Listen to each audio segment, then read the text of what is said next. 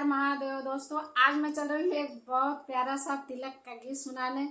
ये गीत हमारे भैया गाते हैं और बहुत तन मन से गाते हैं। आज मैं आप लोगों के बीच ये गीत ला रही हूँ।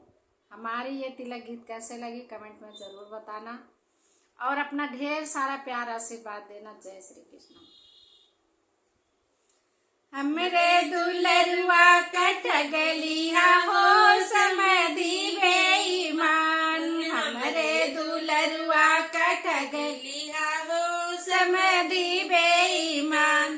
तब तो कया झारी सोना चढ़ई बे, तब तो कया झारी सोना चढ़ई बे। गिन्नी चढ़ाई के ठगलिया हो समधी बेईमान, अरे गिन्नी चढ़ाई के ठगलिया हो समधी बेईमान।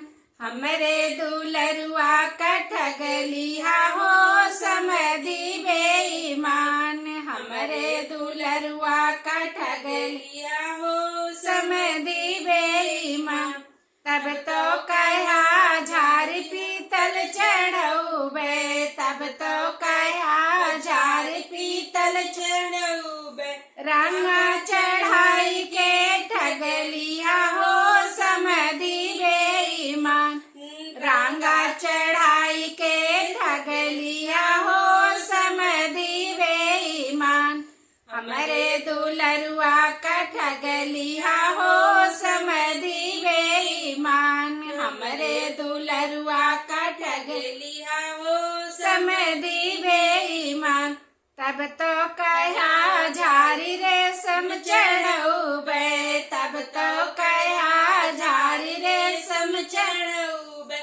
खद्दर चढ़ाई के ठगलिया हो समधी बेईमान, खद्दर चढ़ाई के ठगलिया हो समधी बेईमान। हमरे दुलरुआ का ठगलिया हो समधी बेईमान, हमरे दुलरुआ का ठगलिया हो समधी बेईमान। तब तो कया नोट गड्डी चढ़ऊ बे, तब तो कया नोट गड्डी चढ़ई बे।